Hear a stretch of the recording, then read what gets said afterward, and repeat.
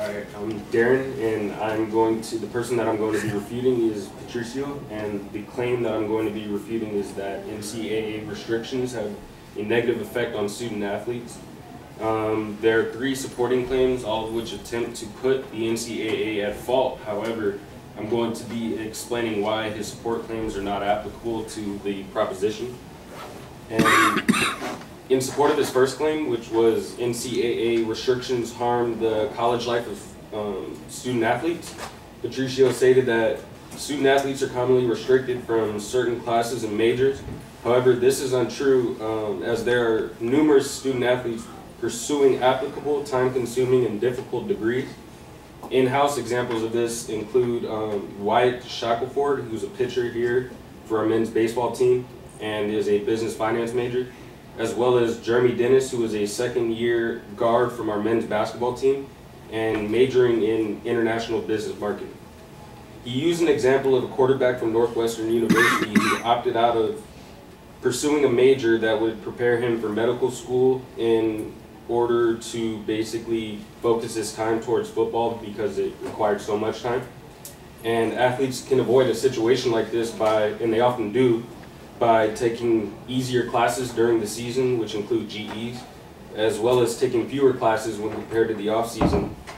And along with this, he also mentioned that an extraordinary physical and mental demand from athletic and academic obligations negatively affect student athletes' performances. And however, the moment that the student signs their letter of intent and in order to basically attend and play at their respected school, they're aware of the level of commitment and mental strength that it takes to play a sport and receive an education at the same time. And there's also other programs that are being offered to the athlete in order to help deal with the situation like this, like tutoring to help aid with classes. And unless the university is running a scam where they are misinforming the recruits on the reality of college athletics, this example is a weak case towards the argument because it is a personal issue rather than the fault of the NCAA. And in support of his second claim, which was NCAA restrictions allow universities to take advantage of student athletes, he stated that athletes commonly leave their schools after their coaches cancel their grants in aid. This claim does not support his proposition because it is not the NCAA's fault for withdrawing an athlete's scholarship, but rather the program and universities. In an article from Slate.com, author Josh Levin stated in 2012, the NCAA held a vote on whether to end its ban on multi-year scholarships. The schools don't want it, but four-year athletic grants in aid are now permissible. This means that the NCAA now allows schools to give out 1- and 4-year multi-year scholarships, and this ability gives schools complete control over the process of signing these college athletes to their programs. And depending on the school, the 4-year coach, depending on the school, a 4-year scholarship may be fully honored no matter what the circumstance, while others may be less inclined to do so. And an example of this would be Nick Saban from the University of Alabama and their football program. And in that situation, they usually have the best football players coming through their system, and they have to make room on their roster for these new players to be on the team. And this puts more of an issue on individual schools rather than the NCAA as a culprit. Patricio also claimed that scholarships and gear is a tool to manipulate student athletes. However, this is a form of advertisement and marketing that all businesses perform in order to entice consumers to buy their products, and in this case, attend their schools. In relation to this example of it being difficult, in relation to his example of it being difficult for his friend to afford off-campus expenses, as of the 2015-16 athletic season, for the first time, the NCAA this year is allowing schools to give cash stipends to cover the costs of things like late-night snacks, student fees, laundry money, and movies. This gives schools greater ability to take care of the student athletes and further distancing the intentions of this claim from the facts.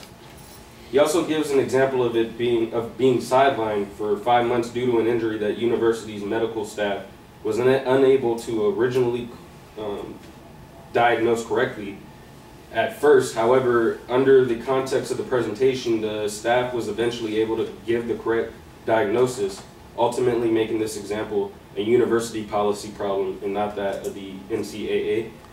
And his third and last claim states that NCAA restrictions make student athletes get low compensation.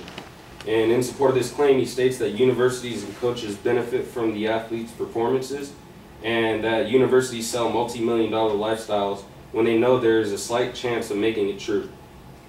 Once again, this is by the athletes signing a letter of intent to play at the prescribed school. They are agreeing to be undercompensated in order to undergo mandatory training in an effort to one day financially benefit off their own talents professionally. And by signing a letter of intent to play collegiate sports, it's a form of an investment, and both by the athlete and the university's athletic program. And all investments come with risk.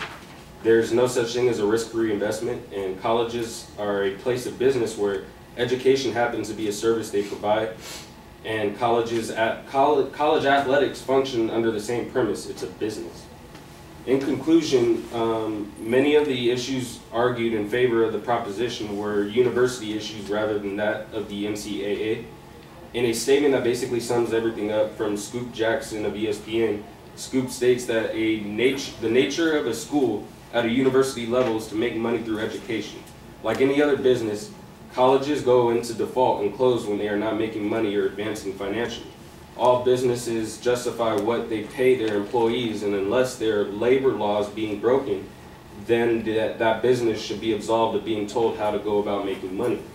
Why should college athletics be any different? No one is making kids go to school to make money for colleges and universities. They and their families chose to do this.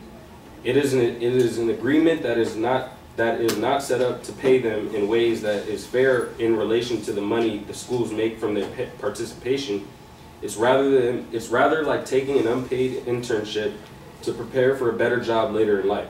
It's a trade-off, an unfair one, but it's consensual. And there's an issue, but rather than attributing the cause of it towards the NCAA, the discussion should begin with restructuring college athletics in a whole.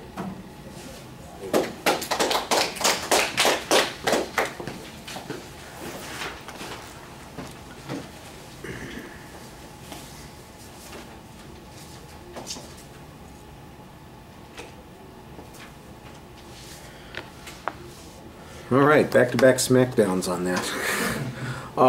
The secondary issues are outlined pretty clearly. There's good signposting on the points as you get to them.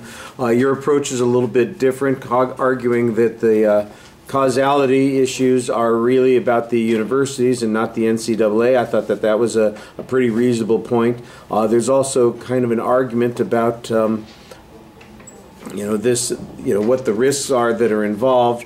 It comes at the end, there's a good summary here that says, look, this is a voluntary relationship that's being exchanged here. They're getting something in return for something else. It's in essence a trade, and there's not any particular reason that there is a problem with that. If there's a problem with that, it's a value argument that's being made, and that's not really the issue of fact that needs to be on this particular assignment.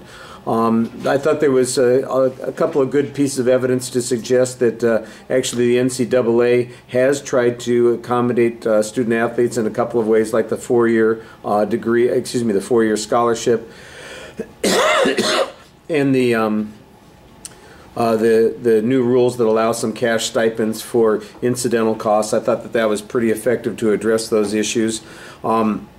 On the issue with injury, you talked about his particular example. I thought that was reasonable, and again, that's a university issue, not an NCAA issue. I think one of the things that you ought to be talking about is whether or not the advocate reasoned effectively in assigning blame or responsibility on these points, and you basically you're making the counterclaim that it's the university and not the NCAA. I think that's pretty good. That's the right approach for you to be taking, but I think you also need to look at whether or not the advocate made a reasonable argument for their position, and I think you could be challenging that a little bit more effectively. All right, thank you.